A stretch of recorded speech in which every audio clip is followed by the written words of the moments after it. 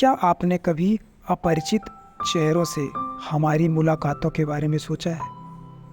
हम कभी कभी अजनबियों पर बहुत आसानी से भरोसा क्यों कर लेते हैं, जबकि कभी कभी हमें उनके इरादों को समझने में कठिनाई होती है। द टिपिंग पॉइंट और आउटलेयर्स के प्रतिभाशाली लेखक मैल्कम ग्लैडवेल हमें टॉकिंग टू स्ट्रेंजर्स में इन सवालों और इससे भी अधिक की गहन की खोज पर ले जाते हैं। इस विचारोत्तेजक पुस्तक में ग्लैडवेल अजनबियों के साथ हमारी बातचीत की परतें उधेड़ते हैं। धोखे, विश्वास और गलतफहमी का एक आकर्षक मिश्रण उजागर करता है।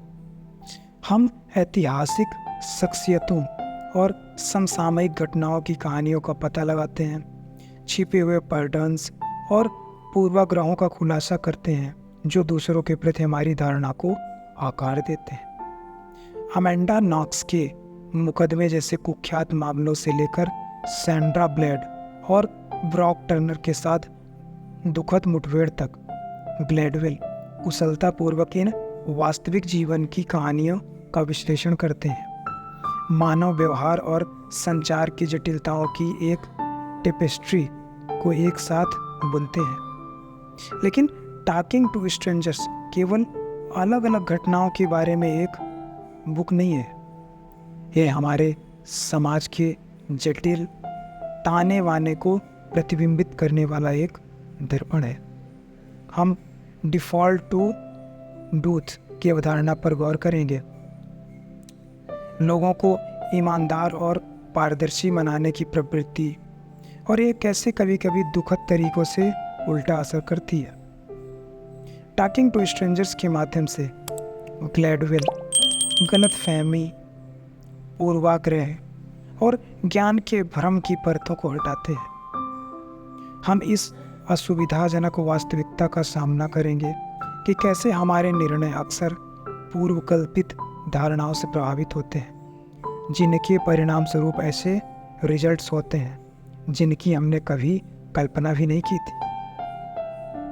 दोस्तों, आइए चलते हैं इस बुक की समरी की ओर।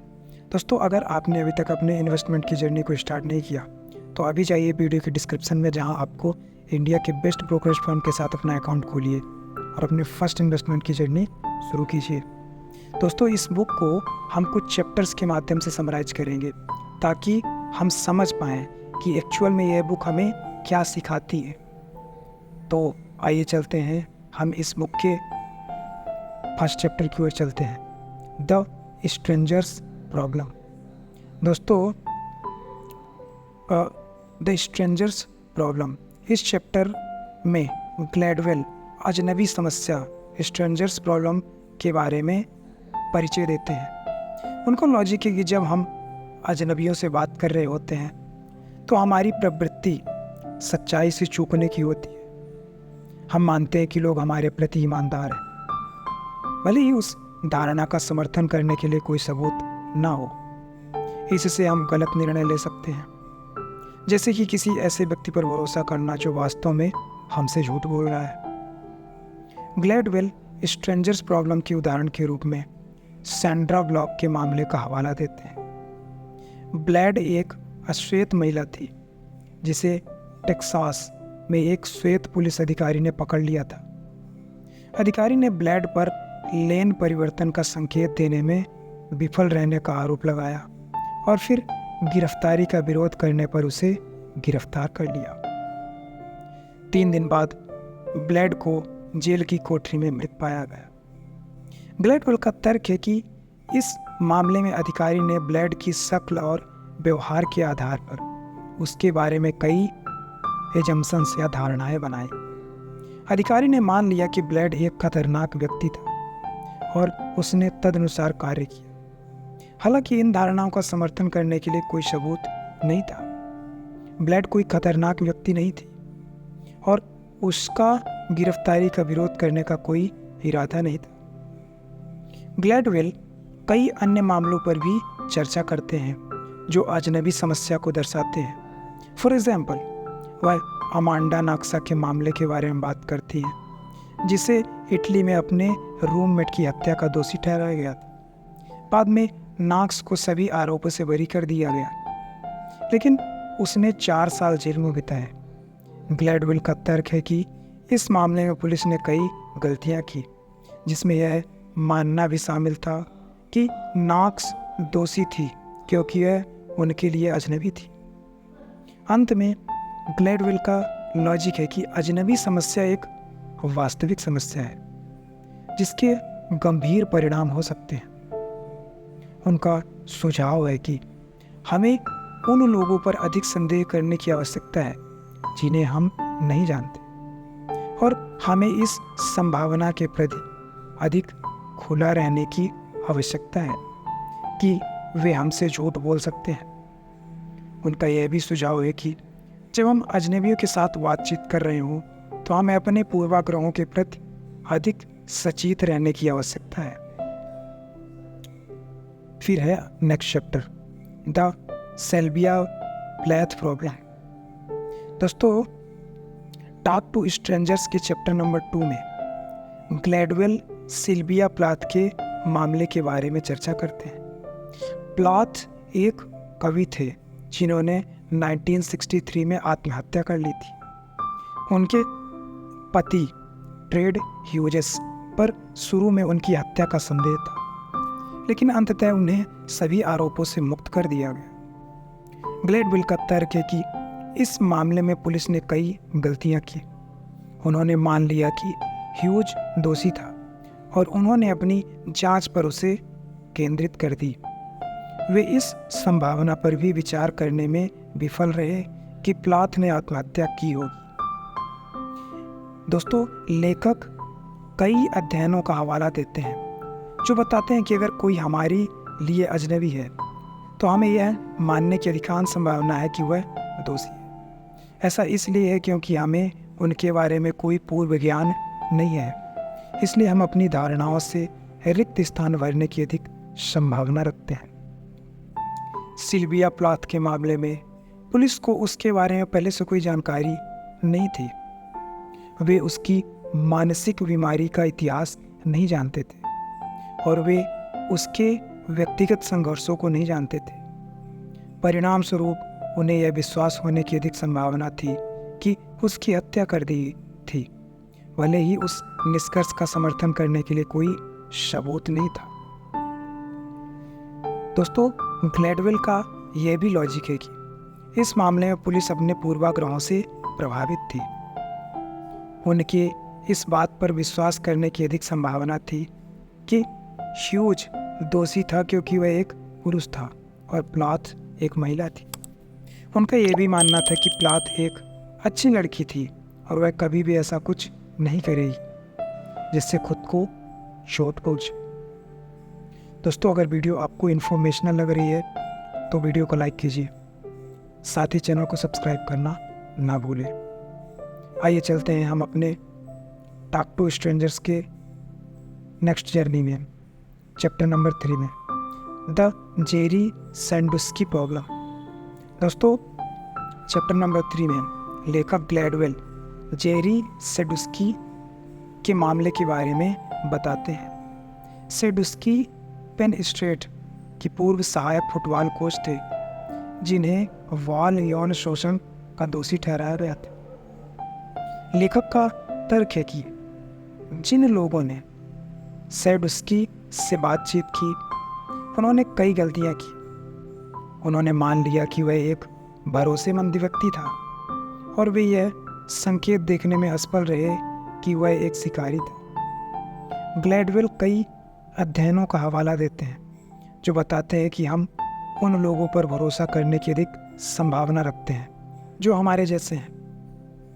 ऐसा इसलिए है क्योंकि हम मानते हैं कि जो लोग हमारे समान मूल्यों और विश्वासों को साझा करते हैं उनके भरोसेमंद होने की संभावना अधिक होती है। जेरी सैंडुस्की के मामले में वह कई लोगों का विश्वास हासिल करने में सक्षम था क्योंकि वह पेन स्टेट कम्युनिटी का एक सम्मानित मेंबर था। वह एक पूर्व फुटबॉल कोच भी था और वह बच्चों के साथ अपने काम के लिए जाना जाता था। परिणाम स्वरूप लोगों को यह विश्वास होने की अधिक संभावना थी कि वह एक अच्छा व्यक्ति था। भले ही कुछ लाल झंडे थे जिनसे उनका संदेह बढ़ जाना चाहिए था। फॉर एग्जाम्पल, सेडुस्की का युवा लड़कों के साथ स्नान करने का इतिहास रहा है। यह एक लाल झंडा होना चाहिए था, लेकिन लोग इसे नज़रअंदाज करने को तैयार थे क्योंकि उन्हें सेडुस्की पर भरोसा था। उन्होंने मान लिया कि वह सिर्फ मित्रतापूर्ण व्यवहार कर रहा था और युवा लड़कों के साथ स्नान करने में कुछ भी गलत नहीं था। तो आइए चलते हैं next chapter, the Amanda Knox problem. दोस्तों, टॉक टू स्ट्रेंजर्स के चैप्टर नंबर 4 में लेखक एक अन्य घटना के बारे में बात करते हैं। तो ग्लैडवेल एमेंडा नॉक्स के बारे में चर्चा करते हैं। नॉक्स एक अमेरिकी छात्रा थी जिसे इटली में अपने रूममेट की हत्या का दोषी ठहराया गया था। बाद में उन्हें सभी आरोपों से बरी कर दिया गया, लेकिन उन्होंने 4 साल जेल में बिताए। लेखक का तर्क है कि इस मामले में पुलिस ने कई गलतियां की। उन्होंने मान लिया कि नॉक्स दोषी है और उन्होंने अपनी जांच उस पर फोकस्ड कर दी थी। वे इस संभावना पर भी विचार करने में विफल रहे कि नॉक्स निर्दोष हो सकता है। ग्लैडवेल कई अध्ययनों का हवाला देते हैं जो बताते हैं कि अगर कोई हमारे लिए अजनबी है तो हमें यह मानने की अधिक संभावना है कि वह दोषी है। ऐसा इसलिए क्योंकि हम उनके बारे में कोई पूर्व ज्ञान नहीं होता, इसलिए हम अपनी धारणाओं से रिक्त स्थान भरने की कोशिश करते हैं। अमेंडा नॉक्स के मामले में भी पुलिस को उसके बारे में पहले से कोई जानकारी नहीं थी। वे उसके व्यक्तित्व को नहीं जानते थे और वे उसकी पृष्ठभूमि को भी नहीं जानते थे। परिणाम स्वरूप उन्होंने यह विश्वास कर लिया कि वह दोषी था, भले ही उस निष्कर्ष का समर्थन करने के लिए कोई प्रूफ नहीं था। ग्लैडवेल का यह भी तर्क है कि इस मामले में पुलिस अपने पूर्वाग्रहों से प्रभावित थी। उनकी इस बात पर विश्वास करने की अधिक संभावना थी कि नॉक्स दोषी था क्योंकि वह एक युवा महिला थी और उसकी रूममेट एक ब्रिटिश महिला थी। उनका यह भी मानना था कि नॉक्स एक पार्टी गर्ल थी और वह हिंसा करने में सक्षम थी।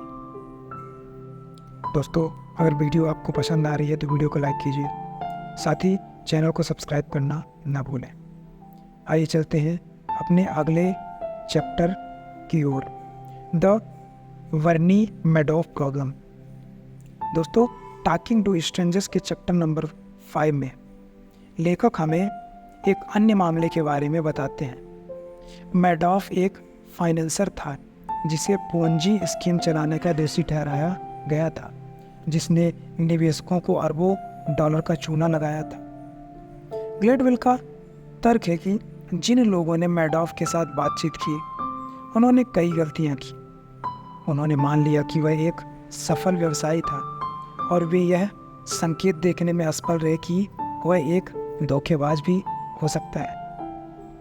लेखक कई अध्ययनों का हवाला देते हैं जो बताते हैं कि हम उन लोगों से प्रभावित होने की अधिक संभावना रखते हैं जो सक्सेसफुल है।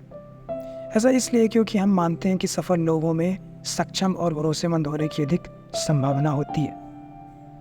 वर्नी मैडॉफ के मामले में वह कई लोगों का विश्वास हासिल करने में सक्षम था क्योंकि वह फाइनेंशियल कम्युनिटी के एक सम्मानित मेंबर था। वह नैस्डैक स्टॉक एक्सचेंज के पूर्व अध्यक्ष थे और उन्हें फाइनेंशियल उद्योग में उनकी सफलता के लिए जाना जाता था। परिणाम स्वरूप लोगों को यह बिलीव होने की अधिक संभावना थी कि वह एक अच्छा बिजनेसमैन है, भले ही कुछ लाल झंडे थे जिनसे उनका संदेह बढ़ जाना चाहिए था। फॉर एग्जाम्पल, मैडॉफ का निवेश रिटर्न लगातार उच्च था, यहाँ तक कि उस अवधि के दौरान भी जब शेयर बाजार खराब प्रदर्शन कर रहा था। यह एक खतरनाक झंडा होना चाहिए था, लेकिन लोग इसे नज़रअंदाज करने को तैयार थे क्योंकि उन्हें मैडॉफ पर भरोसा था। उन्होंने मान लिया कि वे एक बहुत अच्छे इन्वेस्टर थे। और अंत में ग्लैडवेल बताते हैं कि वर्नी मैडॉफ मामला सफलता से प्रभावित होने के खतरों की याद दिलाता है। जब हम किसी ऐसे व्यक्ति को देखते हैं जो सक्सेसफुल है, तो हमें यह विश्वास होने की अधिक संभावना होती है कि वे सक्षम और भरोसेमंद है, भले ही उस निष्कर्ष का समर्थन करने के लिए कोई सबूत ना हो। फिर है चैप्टर नंबर 6, द एडवाइस। दोस्तों, टॉकिंग टू स्ट्रेंजर्स के चैप्टर नंबर 6 में चलते हैं। यह चैप्टर कुछ इस तरह है। निश्चित रूप से यहाँ मैल्कम ग्लैडवेल की पुस्तक टॉकिंग टू स्ट्रेंजर के चैप्टर नंबर 6 की व्याख्या है। यह चैप्टर ग्लैडवेल अजनबियों के साथ संवाद करने की हमारी क्षमता को बेहतर बनाने के बारे में है। उनका सुझाव है कि हमें उन लोगों पर अधिक संदेह करना चाहिए जिन्हें हम नहीं जानते, और हमें इस संभावना के प्रति अधिक खुला होना चाहिए कि वे हमसे झूठ बोल सकते हैं। उनका यह भी सुझाव है कि जब हम अजनबियों के साथ बातचीत कर रहे हो तो हमें अपने पूर्वाग्रहों के प्रति अधिक सचेत रहना चाहिए। यहाँ ग्लैडवेल द्वारा दी जाने वाली कुछ विशिष्ट सलाह है, जैसे कि अधिक संशयवादी बने। बस लोगों को उनकी बातों में ना लें, उनके उद्देश्यों और उनकी कहानियों पर सवाल उठाने के लिए तैयार रहें। धोखे की संभावना के प्रति अधिक खुले रहें। लोग हर समय झूठ बोलते हैं, लेकिन उस संभावना के बारे में जागरूक रहना महत्वपूर्ण है। बस यह मत मान लीजिए कि हर कोई सच बोल रहा है। फिर है अपने पूर्वाग्रहों के प्रति सचेत रहें। हम सभी में पूर्वाग्रह होते हैं, इसलिए जब हम अजनबियों से बातचीत कर रहे हों तो उनके प्रति जागरूक रहना महत्वपूर्ण है। हमारे पूर्वाग्रह हमें गलत निर्णय लेने के लिए प्रेरित कर सकते हैं, इसलिए उन पर काबू पाने का प्रयास करना महत्वपूर्ण है। प्रश्न पूछें। आप जितने अधिक क्वेश्चंस करेंगे, निर्णय लेने के लिए आपके पास उतनी ही अधिक जानकारी हो। कठिन प्रश्न पूछने से न डरें। फिर है अशाब्दिक संकेतों पर ध्यान दें। अशाब्दिक संकेत आपको किसी के बारे में बहुत कुछ बता सकते हैं। उनकी बॉडी लैंग्वेज, उनके चेहरे के भाव और उनकी आवाज़ के लहजे पर ध्यान दें। फिर है मन पर भरोसा रखें। यदि कोई चीज़ सही नहीं लगती है तो संभवतः वह सही नहीं है। अपनी सहज प्रवृत्ति पर भरोसा रखें और दूर जाने से न डरें। ग्लैडवेल का यह भी लॉजिक है कि हमें अजनबियों से बात करने के विचार के प्रति अधिक खुला होना चाहिए। उनका मानना है कि अजनबियों से बात करने से हमें दुनिया के बारे में और अधिक जानने और अधिक समझदार व्यक्ति बनने में मदद मिल सकती है। और अंत में ग्लैडवेल का तर्क है कि अजनबियों से बात करना एक स्किल है जिसे हम सभी लर्न कर सकते हैं। यह एक ऐसा स्किल है जो हमें बेहतर निर्णय लेने, दुनिया के बारे में अधिक जानने और अधिक समझदार व्यक्ति बनने में हेल्प कर सकता है। तो दोस्तों, मुझे आशा है कि यह स्पष्टीकरण काफ़ी हेल्पफुल रहा होगा आपके लिए। दोस्तों, आज की वीडियो यहीं समाप्त करते हैं। वीडियो के डिस्क्रिप्शन में इस बुक के हिंदी और इंग्लिश वर्जन का बेस्ट बाय लिंक मिल जाएगा, तो वहाँ से जाके आप बाई कर सकते हैं। दोस्तों, अगर आपने अभी तक अपने इन्वेस्टमेंट की जर्नी को स्टार्ट नहीं किया तो अभी जाइए वीडियो के डिस्क्रिप्शन में, जहाँ आपको इंडिया के बेस्ट ब्रोकरेज फर्म के साथ अकाउंट खोलिए और अपने पहले इन्वेस्टमेंट की जर्नी शुरू कीजिए।